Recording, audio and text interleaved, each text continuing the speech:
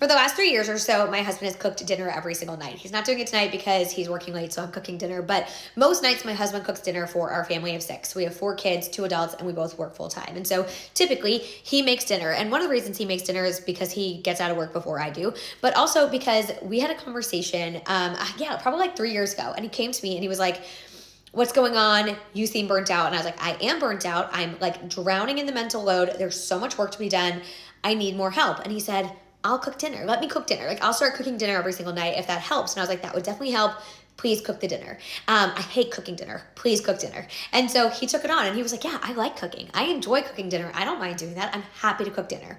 So he starts cooking dinner. But every single night before he starts cooking dinner, he would come into my office because I work later than him and he would say, "What should I make for dinner?"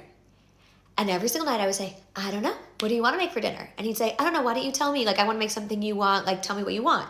And every single night I would have to go through the inventory in my brain of what was in the fridge, what's in the pantry, what vegetables we have, what the kids like, what they don't like, and say, "I don't know. Why don't you make, the turkey with the broccoli and a side of risotto?"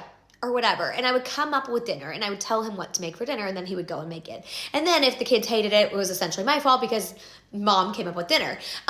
But one day he came to me and I was like, "I need you to stop asking me this. Like, if you're actually going to take on the work and the mental load of cooking dinner, then you need to look in the fridge, see what meat we have, what's about to expire, think about what vegetable would go well, like with that meat, think about what sides we need, think about what the kids are going to eat. Like, is there anything on their plate they're actually going to eat?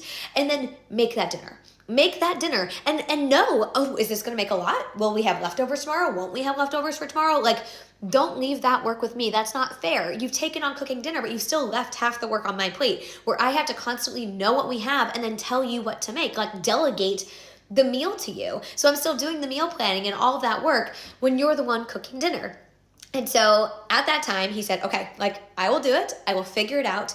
And I'm just here to report that less than a few months into him being the sole person cooking dinner, he too hated cooking dinner because coming up with what to make every single night for your family can be exhausting. It's exhausting. And he learned very quickly that, yes, cooking dinner takes time and work, but it's just half the battle. It is half the battle. The other half of the battle is making food your kids will eat, knowing what you have, meal planning, grocery shopping. Like, that work makes cooking dinner not very fun, right? And so anyways, all that to say is he doesn't ask me what to make for dinner anymore, but he still cooks it.